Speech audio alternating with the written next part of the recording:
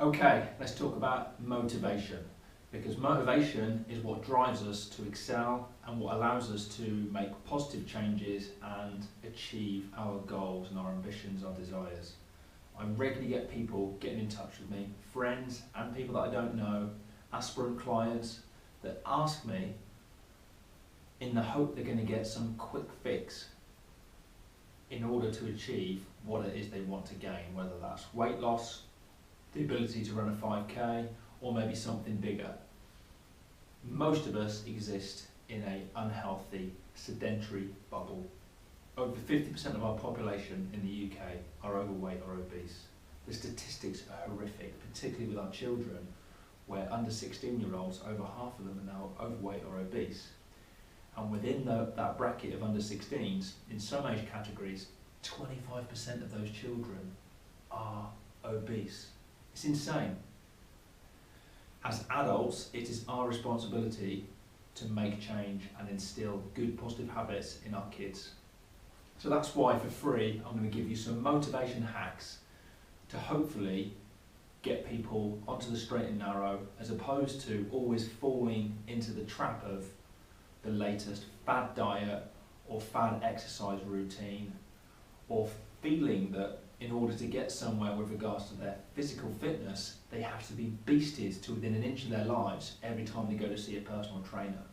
That is crap. That should not be happening. All exercise, even for the most elite athletes, is in 80 to 90% of exercise training sessions, easy. Easy. And I'm going to do another post on exercise intensity at another time, but let's keep with motivation. So we all know we can download the latest podcasts, music, we can exercise with friends socially, and these are all good drivers to get us to start making these positive changes. But we've also got to think holistically in our whole lifestyles. What kind of things can we do to ensure that we stay on the right path towards our goal, towards better health, whether it's weight loss or everything else I listed before. So we can set alarms, yeah, and the best one is, and I always recommend early morning physical activity before breakfast. We get that early alarm set and we stick to it. When that goes off, we get out of bed. Yeah, we might have a snooze button for 5-10 minutes, but we make sure that the time we set that alarm for is giving us ample time to at least get 15 to 30 minutes of exercise in. And remember, I said it does not have to be hard. Just instilling a bit of walking each morning within a few weeks is enough to start seeing and feeling a difference, especially if you use a stopwatch or something and you're doing the same route and you begin to time yourself and just start to introduce a little bit of internal competition with yourself. So alarms are brilliant on your phone, alarm clock, however you want to do it, and just keep the alarm away from the bed so it forces you to get out of bed to go and turn it off, and then you're on 2 feet, the oxygen's flowing through the body, hey presto, you've got to be really kind of lazy to want to get back into bed then, especially if you really want this. Now, most of us that have maybe fallen into a negative spiral with regards to our physical health, and we've potentially gained a lot of weight, we probably have photographs from our younger years where we looked how we want to look now. So get those photographs out, stick them up everywhere. Yeah, it could be that you've got photographs of some of your idols that you want to look like, whether they're celebrities, sports figures, whoever it may be. Put them up. That is your goal, that's what you want to look like. Remind yourself every day. Put these pictures on the fridge, living room door, back of the bathroom door, places where you're potentially going to spend some period of time so that you can look at these flags and go, yeah, I'm reminding myself this is what I'm working towards. You've got to write your goals down. Write them all down, whether it's short-term goal, long-term goal, and everything in between. Get them written pen to paper, so at least then you are in a position to remind yourself regularly what the long-term prospect is, but then if we break it down, then there's going to be things along the way, little stepping stones that are going to help you get there. And without having those shorter-term goals, whether it's every week, every couple of weeks, it's always going to be that bit more harder to get that long-term goal, which could be a few years away. For some people, it could be just a year, depending on what it is and how hard you're working towards it.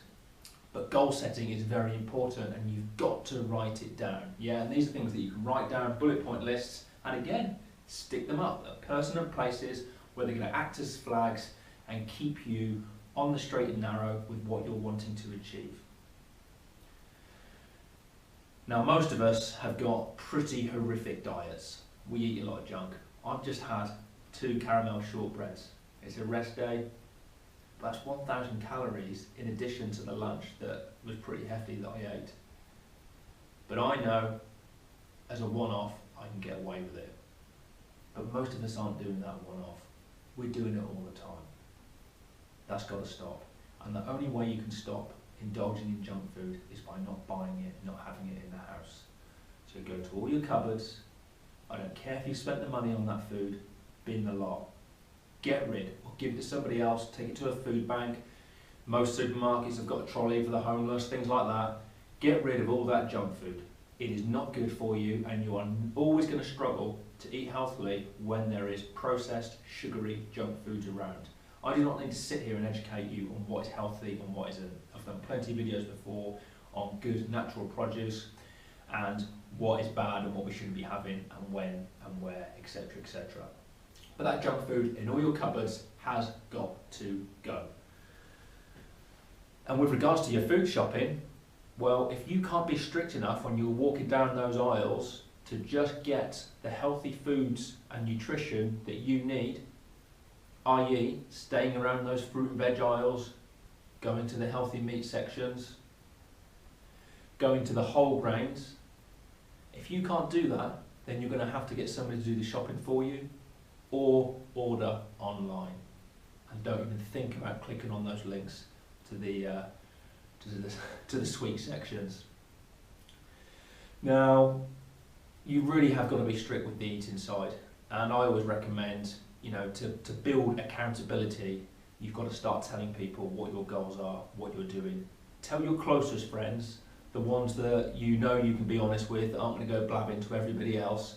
Tell the people that you know will support you, because for every good person out there in your circle, in your stockade, there are probably a few more that behind your back, we all have them, will probably be wanting to drag you down, especially if you're really going for a full Monty on a good, positive health quest. Because a lot of people don't want to. Deep down they don't want to. They're quite happy being lazy. But if you really want to make that change, tell folk, friends, but also close members of your family, loved ones, your partner, children, parents, and get them to buy into the journey that you're trying to go on.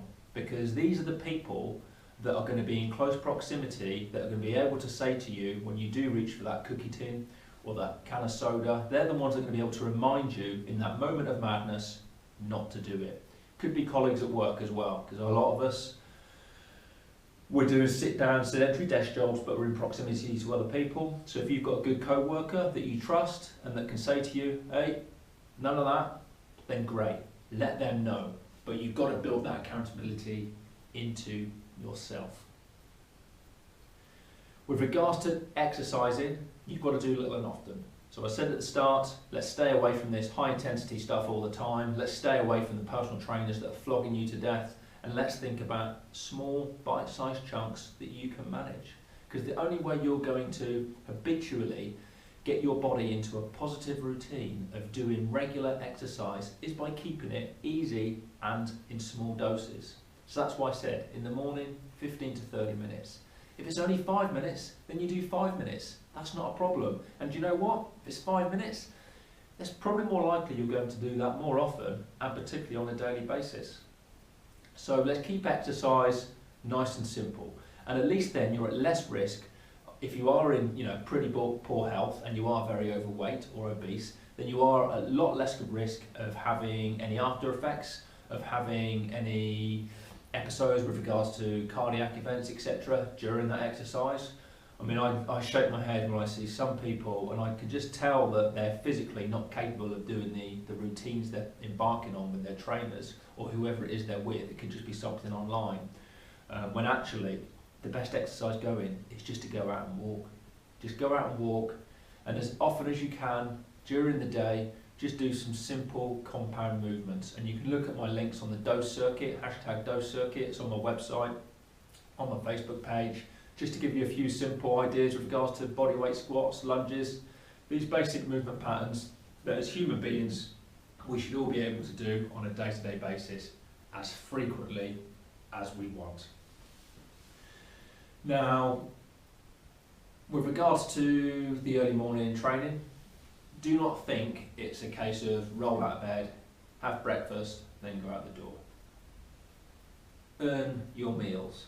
So by doing that early morning training, not only will you be predominantly burning more fat from the adipose tissue, so our body fat, you'll also be boosting your metabolism for the rest of that day.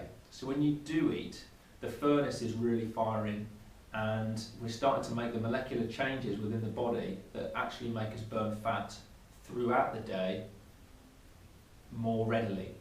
So by having that bioavailability of our fat stores, in the long term, we're more likely to switch from carbohydrate or sugar burning, which is what most of us are doing, to back to using our fat stores, which is why we're so good at storing fat, because that is what we're genetically programmed to be using as our fuel source. Now, I know a lot of people will be thinking, but I'm going to be hungry between meals. I'm not saying to starve yourself. I'm saying to choose healthy options that are going to satiate the body, that are going to make you satisfied and feel full. And by doing that, if you choose foods that are dense in protein and healthy fats, so I'm talking nuts, avocados, lean meats, there are so many different foodstuffs that we can choose from. Just by introducing small portions of those protein-rich foods into each meal will make you feel fuller much quicker. And if you need to snack, then just have something that is bland and easily accessible. Some kind of dried fruit and some nuts is ideal. But you will notice within 3 to 4 weeks of being strict and doing the regular physical activity that you will actually lose that appetite that you may currently already have from eating lots of junk food. Because junk food doesn't satisfy the brain, it doesn't satisfy the gut, because there's no goodness in it. That is why the body remains hungry all the time. As soon as you get your body used to eating natural foods of the earth, the shift in the way that it operates, in the way that it's satisfied, in the brain regulation, stomach regulation, is absolutely unbelievable. As I said, just 4 weeks to make a positive change. That's all it takes. 4 weeks to go from being a major simple sugar burner to back into more fat burning. As I said at the start, this is all about motivation. It comes from within. There is no easy option. The fads don't work. But if there was going to be an easy option, well, it can't be much simpler than that, can it? Eat healthy foods and do the odd little bit of physical activity. Make yourself accountable by employing all those motivational aids that I said during this clip. Good luck.